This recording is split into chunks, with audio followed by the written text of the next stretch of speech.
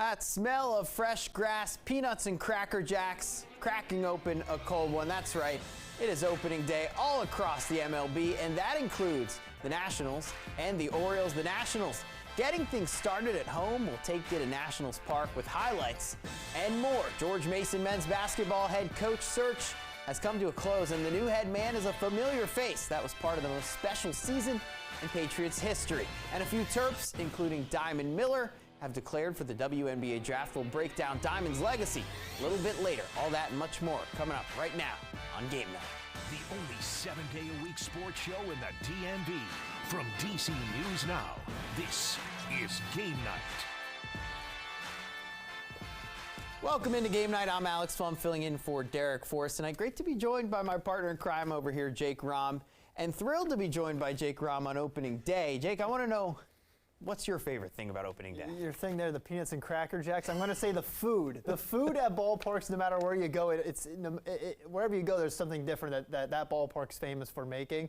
I kind of like the food of the ballpark. I'm not a huge baseball fan. I'll come out and say it. So the food's definitely the thing I'm looking forward to on opening day. Well, Derek and Brandy were both at the game earlier today, and they had a good time. But I have to say, it's just the atmosphere of sitting at a baseball game, taking it in, is very nice. And that's what a lot of fans did today as the Nationals took on the Atlanta Braves. Patrick Corbin taking the mound to start the year, and unfortunately it wasn't his best outing. Corbin going just 3 innings, throwing 85 pitches in the second. Ozzie Albies, slow chopper to C.J. Abrams. He does not have a play, and that allows a run to score. Braves up 3-0, bottom fourth. Joey Meneses, he went off in the World Baseball Classic. That's a nice hit there today. Pulls the Nats within 2. It's 4-2 there. But this one was all Atlanta. The Nats fall 7-2 to the Braves on opening day. Joey Meneses, he is going to have a good season. I guarantee it. Goes 2 for 5 with an RBI. And our game night team was at the game taking in the action. Brandy Flores has more from Nats Park. It was not an ideal start to the 2023 season for the Washington Nationals as they dropped game 1 of 162 to the Atlanta Braves here at Nats Park. Now, the Nats have several players who made their very first MLB opening day start. And after the game, manager Davey Martinez said that there was a lot of nervousness going on throughout the clubhouse when the game started. I tell you now, they were a little bit nervous. I was nervous. I mean, it's part of it. So we get the bugs out of the way, like I said, and we come back Saturday and play baseball. The Nationals are very young this season, in the middle of a rebuilding phase, and this isn't exciting to hear if you're a Nats fan. However, General Manager Mike Rizzo is adamant that despite their lack of veteran talent, winning games is a priority this season. We want the players to improve, for the long term, but in the short term, we want to win games this year. So as the Nationals try to work out the kinks after game 1, the guys in the clubhouse are still confident that they have the talent to win games. Opening day aquí en la casa. Feels great to have opening day here at home and feel the support from the fans. It's a great blessing. We just need to find a way to win. Sometimes things happen and you just got to move on. I have total confidence that we can make the routine play all the time. We got a long season ahead of us, but a lot of positives and negatives, so just try to learn and move on. But despite the loss, there is just something special about opening day. It's a clean slate and a brand new opportunity for success. And as the Nats look ahead to their future, they show appreciation for the man who built this franchise to where it is today, Ted Lerner. Lerner died earlier this year, and ahead of the first pitch on opening day, the Nationals enshrined their late owner into the Ring of Honor at Nats Park. It's great to see his name up there. He has an unbelievable legacy here, not only in baseball, but for the city. With so much to look forward to this season, the Washington Nationals look to bounce back as they host the Atlanta Braves at 4 o'clock on Saturday. Until then, reporting in Nationals Park for Game Night, I'm Brandy Flores. So, Jake, this has the potential to be a long season for the Nats, but it's also the start of a new era, right? There is some optimism here, right? I totally agree. I think that Nats fans, I hope this isn't the first and only game that you go to this season. You gotta go through the bumps and bruises. I feel like there were bumps and bruises leading up to that World Series championship a couple years back. So I feel like it's the same thing here. They got rid of Soto. They got rid of some of these guys. They brought in some youth. I feel like you got to get to know some of these guys. I feel like down the road, some of this young talent could be good, and these Nationals can be good down the road. This season, it's gonna be one of those ones you're gonna be taking a deep breath every once in a while. Yeah, well, you just saw Keibert Ruiz. I mean, he got the big contract. He's gonna be a guy to watch. Obviously, we talk about Joey Meneses. He was a rookie last year. He's I think 30-year-old rookie last Yeah, year, how but about still a good player that can contribute. Victor Robles still around, Mackenzie Gore, CJ Abrams. There are guys, the fans might not know them well yet, but I think they're going to start to endear themselves to these DC area sports fans, and, you know, it's going to slowly progress in the right direction, hopefully. And, you know, Davey Martinez and Mike Rizzo led this team to a World Series. It could happen, it's not going to happen this year, but down the road. You It never could know. be. And a team that I think is going to have some success this season and had some success this afternoon, the yeah. Baltimore Orioles. So let's go to Baltimore because they're starting their season out in Boston. And at least on day one, it was all about their catcher, Adley Rutschman. Rutschman picking up where his rookie season left off. Top of the first, here we go. Already on the board, solo shot to right field. It's going to give the O's a 1-0 lead. That was just the start of it. In the fifth, Rutschman once again slapping this one to left field. That's going to score 2 runs, makes it an 8-2 game. Rutschman having himself an afternoon, 5 for 5, a home run, and 4 RBIs. Rutschman, first catcher in MLB history to record 5 hits on opening day. The O's hang on late to beat the Red Sox 10-9. Here's the star catcher after his incredible first game of the season. Just first opening day, and to be able to come out here and get a win, huge for us, and starting off the season right. So we have a great group of guys, and the hits are cool, and the record's cool, but the team win feels a lot better right now. So we know this team has so much youth, and it just begins with Rutschman. It begins with him, and he came in midway through last season. And it just seems like since then, he's been one of those guys to watch as one of the up-and-comers, and not just the O's organization, but this entire league. It's not that just they don't only have good youth, they have great youth. These guys are going to be stars. I mean, it's very exciting to watch this team get better and better. We looked forward to watching the Orioles games last year and reading their highlights. While the Nats had a tough year, the Orioles were contenders. They almost made it into the playoffs. My bold prediction for them this year is that they do make the playoffs and that Rutschman leads them there. I think it comes down to, they are in the toughest, one of the toughest, if not the toughest division in the entire league. I don't know if they're going to win the division. I'm with you, though. I'm thinking they're going to slot into that third place where they're going to get a wild card spot, get in, and, if their pitching can just kind of hang in there with what they can do with their bats, I feel like this team could have a successful year. And a team, unfortunately, sliding down the radar of the Washington Capitals. We're going to the ice now. Their playoff chances dwindling day by day, but there's still a little bit of hope in this team. They were on the road against a tough one, the Tampa Bay Lightning. Rough start for Washington. This one all tied in the first. Not for long, though. Mikhail Sergachev rifling this one deep in the back of the net. It's 1-0 Lightning to the third. They're down 1. Patrick Maroon tapping it in off the rebound. It's 3-1 Tampa. And that didn't stop there. Maroon off another rebound and in.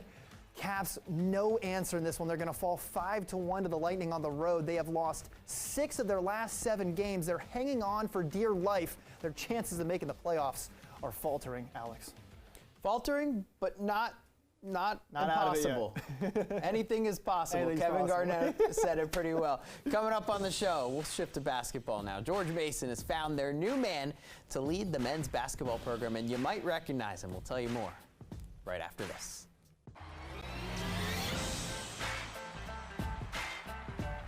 Well, the coaching search is over for George Mason men's basketball. They announced this afternoon that Tony Skinn will become their 12th head coach in program history. Skinn, a huge part of George Mason's 2006 Final Four run where he averaged 11.3 points and shot 35% from 3. He scored over 1,000 points in his career with the Patriots and was a 2-time All-CAA selection. Recently, Skinn was a part of Maryland's basketball staff under Kevin Willard, but has been a part of 3 different teams that have made the NCAA tournaments and 6 20-win seasons. So here's a look at Tony Skinn's coaching resume. It is long. From 2015 to 2018, he was with Louisiana Tech as an assistant coach where the team won 63 games, had back-to-back 23-win seasons. Then after that, from 2018 to 2021, Skinn was hired by Kevin Willard as an assistant coach at Seton Hall, where he was a part of the Pirates' 4th consecutive NCAA tournament appearance in 2019, and most likely another one in 2020 before the tournament was canceled due to COVID. 2021, Skim was then hired as an assistant coach at Ohio State, a part of the Buckeyes' NCAA tournament run that ended in the second round. And then this past season, an assistant coach at Maryland under Kevin Willard once again.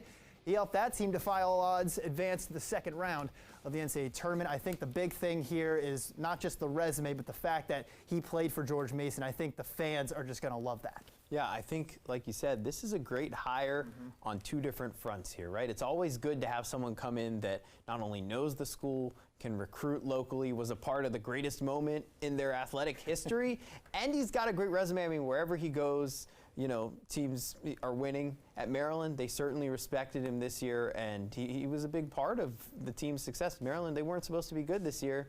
They were good. Ohio State, when he was there, really good. Louisiana Tech, you don't hear a lot about their basketball program, and they were good when he was there. So I think this is a slam dunk hire. It is a slam dunk, and like you said, being a part of that 2006 Final Four, it's going to energize Eagle Bank Arena, the arena that they play in, and this fan base, and the people that remember the greatest moment in the history of their basketball team. They're sometimes called the original Cinderella of the 2000s because of that run in 2006. He was a big part of it, and I think that is just a huge hire, especially after Kim English leaving.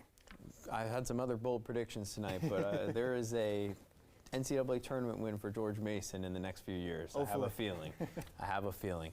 So 17 years later, speaking of George Mason, right? Jim Larrañaga is right back where he was as the head coach of George Mason in the Final Four. This time, though, with the Miami Hurricanes. Miami is getting ready to take on UConn Saturday night in Houston. And on Thursday, the legendary former coach from Mason, looking back on that special run, discussing what his success in March means to him. I'm more patient right now than I was back then. I was probably a better dancer back then. In life, you learn every day. I read a lot.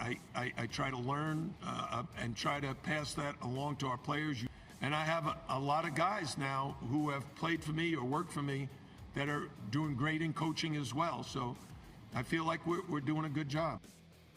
Speaking of the Final Four, the Virginia Tech women's basketball team, they're still dancing here. They're getting set to take on LSU in Dallas on Friday. Head coach Kenny Brooks leading the Hokies program to its first Final Four appearance ever. The players ready for the big stage, but they're doing their best to stay humble during this process. I mean, I definitely feel like we have, a game coming up and it means a lot, but I'm not exactly sure like Final Four sticks to it. I'm like telling myself that all the time. I'm just really proud of the team and it's cool to be here, so I want to soak it in as much as possible. I'm just getting back to the fact it's so good for Virginia Tech. It's so good for our program and Coach Brooks. He inherited this program that wasn't in the best shape that it's been in, and he's just incrementally built it up to be, a power name, and to be in the Final Four has really solidified that, and I'm so proud of us, but I'm so happy for him.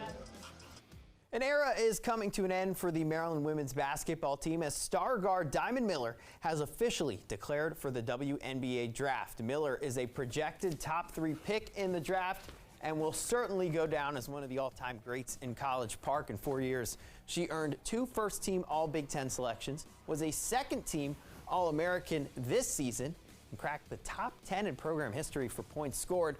And here's the big one. As one of few returning players in a season that started with plenty of adversity, Miller helped Brenda Frese and the Terps to their first trip to the Elite Eight since 2015. And Diamond is not the only one renouncing her college eligibility. Abby Myers, the Walt Whitman grad who transferred to Maryland from Princeton as a grad student, she's declaring for the draft, and so is Elisa Pinzan from Italy, who joined the Terps as a grad transfer from South Florida this past year. And I want to get back to that information about Diamond Miller, what she did this season. I think she'll always be remembered. We had that really special moment of Diamond Miller and Brenda Frese hugging at the end of that loss to South Carolina.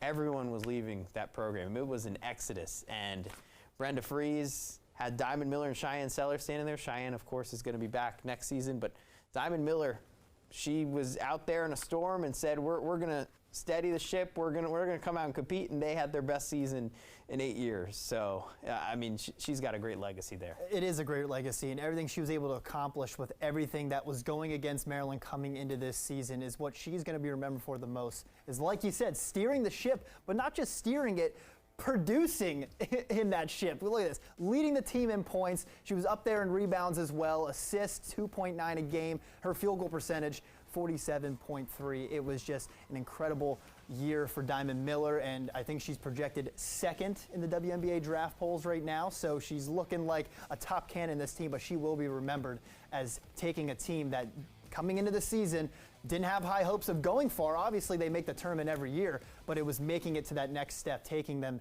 to the past the Sweet 16 and into the Elite Eight is what she's going to remember more. Well, I've seen her at 2. I've seen her at 3. I haven't seen her at 1, but you never know. But the Mystics have the 4th pick, so that would be pretty cool if she stuck around town. Anyway, coming up on the show, Chris Russell from the Team 980 joins Sports Director Derek Forrest to talk more about MLB opening day.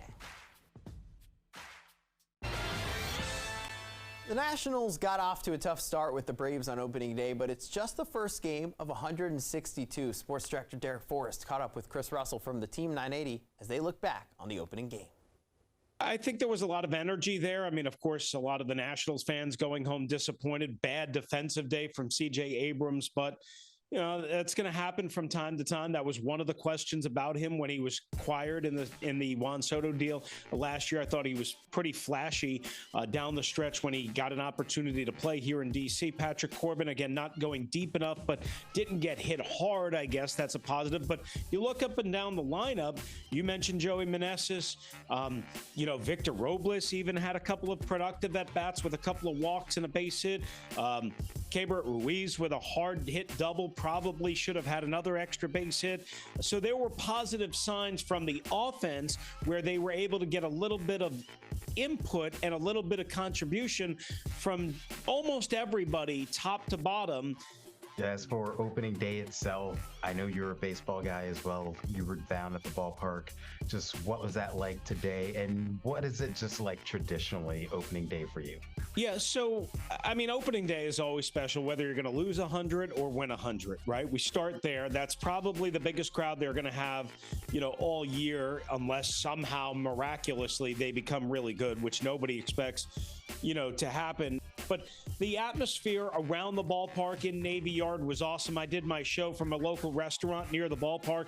A lot of energy, a lot of hope, a lot of smiles, a lot of, you know, pomp and circumstance. I mean, we both covered baseball. We've both been in different cities, and there's nothing quite like opening day because you're nothing and nothing. Now, the Nationals are 0-1 after opening day, and again, they're going to lose a lot of games, and we all understand that, and certainly it was far from a pretty picture, but it was a picture of, you know what, a little bit of Americana is back, and there's nothing quite as unpopular as baseball has become with some of America's youth because of various reasons.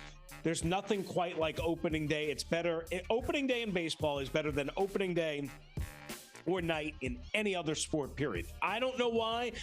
Maybe it's the sign that spring is coming. I don't know. But opening day is better than opening day or night in any other sport, period. All right, he is the Rooster, Chris Russell. You can catch him at a new time soon, 1 to 4 p.m. Monday through Friday on the Team 980. And coming up on the show, I've got some good trivia for Jake Rom. It has something to do with baseball, but it's not about baseball. So we'll see right after that.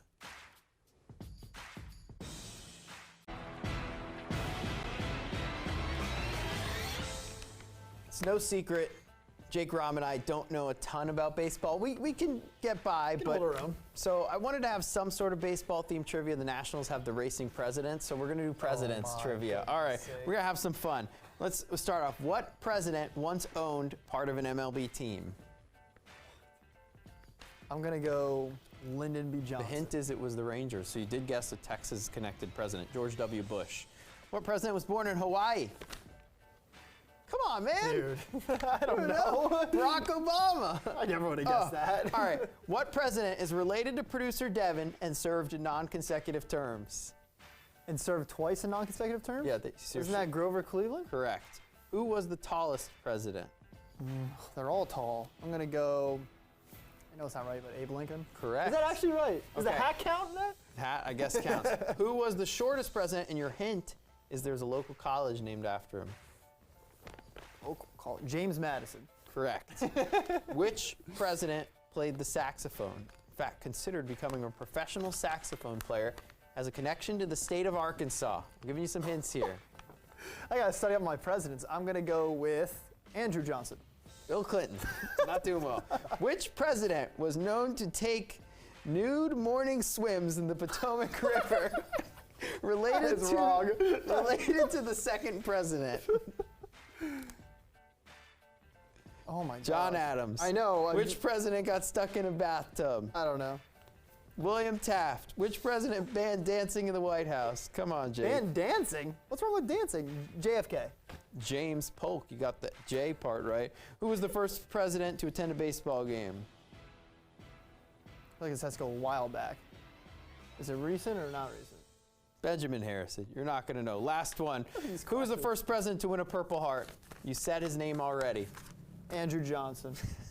Jake Robbins does not know his presidents. John F. Kennedy. I know him. I don't know wrap these up, facts. I want to give a birthday shout out to my great Aunt Ellen. I won't reveal her age, but she watches our show, and she said she was staying up for it. Hopefully she stayed up for the whole show. But Yeah, happy happy birthday. to Aunt Ellen. She would have gotten those questions right about I hope presidents. so. Would have done much Can't go any better worse than you. than me. Anyway, hope you had a fun opening day. That'll do it for us here. We'll leave you with the calls of the night. Debuted in May, and the Orioles one of the best teams in the American League with him. They get a full season of him now. They get a full swing from him now. It's into right field. It's a home run. His first opening day swing. Adley Rutschman puts the Orioles on the board in the new season with a home run at Fenway Park. And he pretty much does what you want a young hitter to do. Joey Meneses delivers.